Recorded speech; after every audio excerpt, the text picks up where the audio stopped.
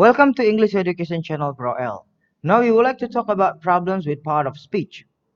Each word in a sentence has its own functions and usage. There are 8 major parts of speech in English grammars. We have noun, pronoun, verb, adverb, adjective, conjunctions, prepositions, and interjection. Now first we talk about nouns. There are a few nouns which are known in English grammars. We have common nouns. Common nouns consist of things, places, people, animals, ideas, concepts, groups of things, and many others. For example, table, cat, house, orange, eraser, and etc. Next we have proper nouns. Proper nouns are nouns which start with a capital letter based on grammatical rules. For example, Sunday, December, United Nations, Smith, and etc. Next we have collective nouns. Collective noun is a group of people or a collection of things. For example, team, herd, senate, committee, and etc. Non-phrase consists of 2 or more words. Examples: the dog, qualified subject, irregular verbs, and etc. And then number 2 we have pronouns. Pronouns is used to replace the direct object so that there will be no repetitions. Pronouns only can be used when the object which is replaced has been known. There are 4 kinds of pronouns. We have subject, object, possessive pronouns, and also reflexive pronouns. For example, she gives her book to him. His uncle works together with hers. Her book is big and yours is small. She can cook herself. And then we have demonstrative pronouns. Demonstrative pronouns represents something that has been mentioned previously or has been known by the listeners.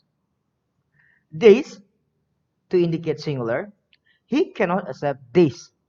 That also indicates singular. They don't understand that.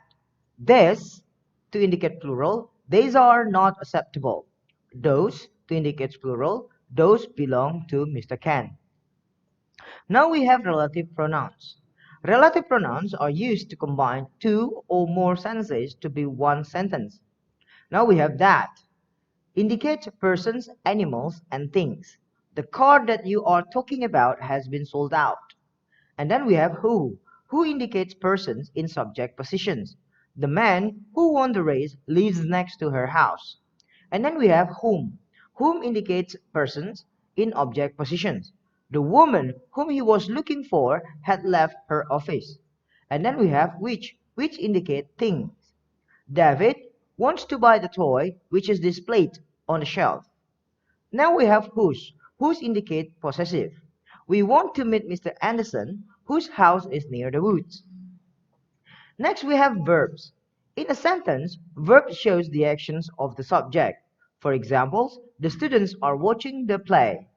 Mr. Ken owns the shop. The bus stopped at the bus stop. Now we have the transitive verb. Transitive verb must be followed by a direct object. For example, the little boy caught a fly. Now we have intransitive verb. Intransitive verb doesn't need direct object. For example, Andy is running. For the note, some verbs can be both transitive and intransitive.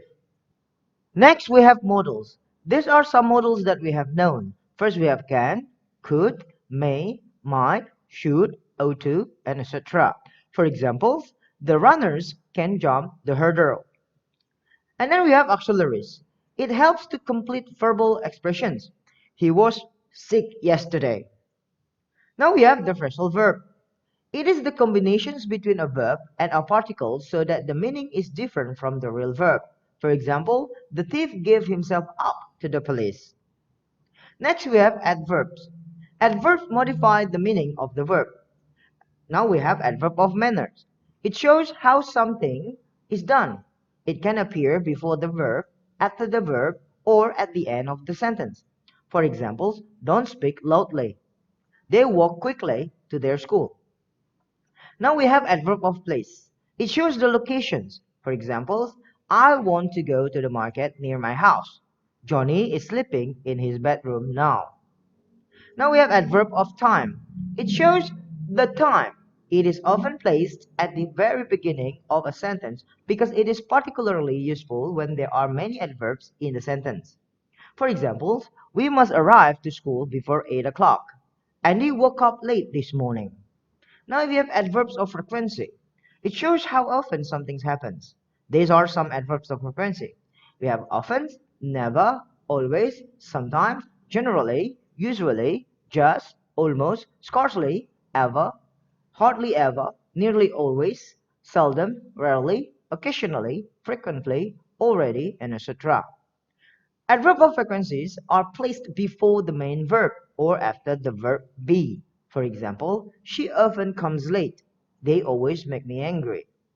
For the note, if there are more than one adverbs in a sentence, they follow the order: manner, place, and time. Next we have adjective. Adjective is used to explain nouns. It follows the rules below. First, you place adjective before a noun. For example, Johnny caught a big fish. Big is the adjective, fish is the noun. The man always wears a red hat wherever he goes. After the verb to be, for example, she is clever and diligent. Is the to be, and then clever is the adjective. The tiger is fierce. It can be followed by adverbs too. Very, quiet, or really. For example, the old lady is very pleased right now. She was quite surprised to hear the news.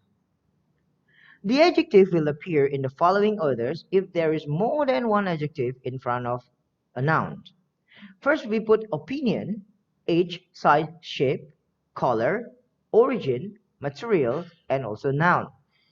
For example, it is a nice big wooden table. Nice is the opinion, big is the size, wooden is the material, and table is the noun.